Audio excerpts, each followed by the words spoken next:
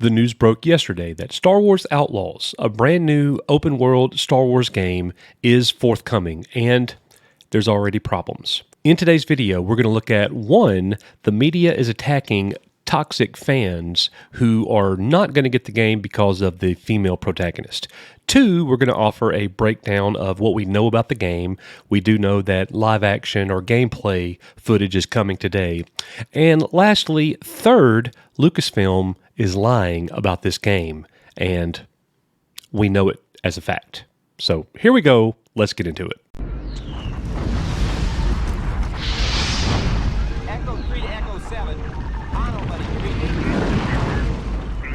Echo Station 3TA.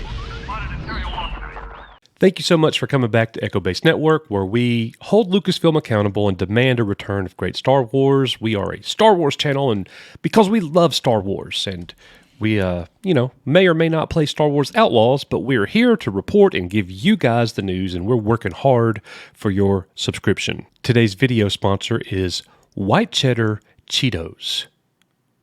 Oh, my God. Oh my gosh. They so good, they'll make you want to slap your mama. Just kidding, we really don't have a sponsor, but I was hungry. So up first, GamingBible.com reports that toxic Star Wars fans threaten to boycott Ubisoft's open world game over the female protagonist. Let's see exactly what they have to say here. There's a couple things here I'm going to point out that they're just dead wrong.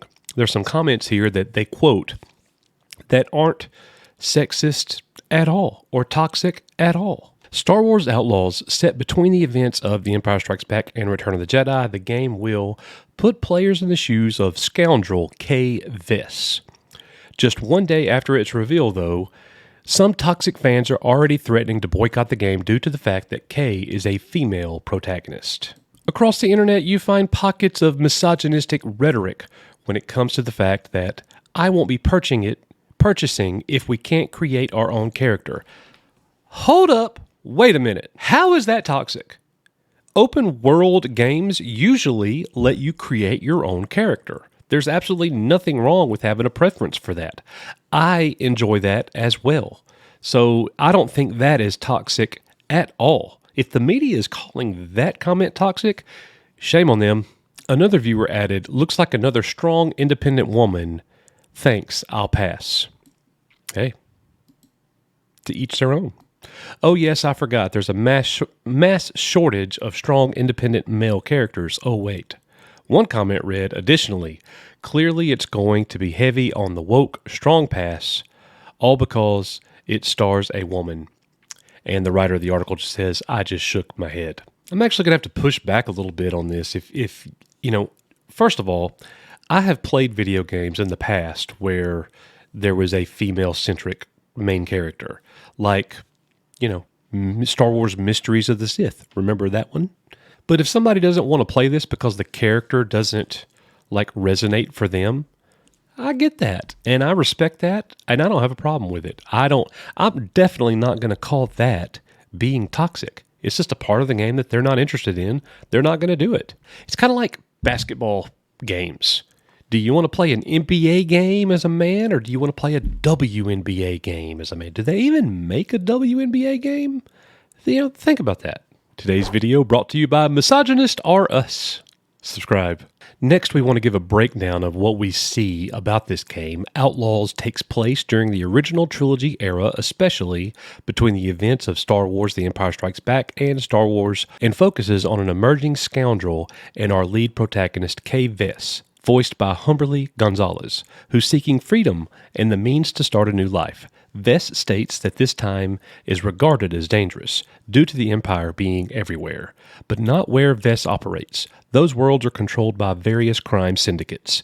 We see flashes of the Pike Syndicate seen in Star Wars The Clone Wars and The Book of Boba Fett. That show sucked. Along with Jabba the Hutt's crew as Gamorrean guards. We see Vess playing a game of Sabacc, cheating with the help of her four-legged companion, Nyx, voiced by D. Bradley Baker. inside of a cantina, and we get glimpses of many recognizable species from the Star Wars universe, including Quarrens and Twi'leks, before bounty hunters arrive and disrupt Kay's good time, which causes a brawl and the scoundrel to flee. As we follow Vess on the run, we witness various locations featured in the upcoming game before she's confronted by a mysterious man named Jalen and a commando droid on her ship who offer our hero a way out. Ubisoft has revealed that Outlaws will feature iconic locations from the Star Wars universe as well as new and exciting original locations designed by Massive Entertainment and Lucasfilm Games.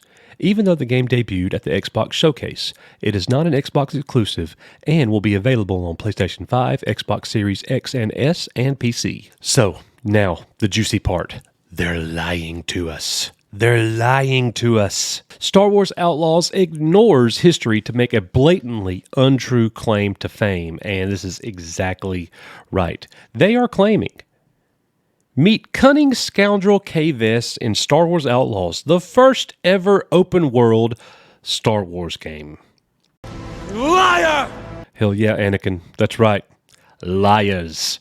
Because Star Wars Galaxies was definitely an open world Star Wars game. I played it in 2003 in college. So what is you talking about, man? Why would Lucasfilm do this? Why would Lucasfilm Games say, this is the first open world game that Star Wars has ever been, has ever done, and be so wrong? The Old Republic was also somewhat of an open world game. And some people even claim that Jedi Survivor, even though it has linear aspects to it, is an open world as well. Sounds to me like Lucasfilm Games and Lucasfilm is desperate for some money. Things must not be going well over there. Who knows? I want to thank you guys so much for coming to Echo Base Network. I really appreciate you being here. Please hit that subscribe button, comment, and let us know. Eat your Cheetos, and may the Force be with you. Later, guys.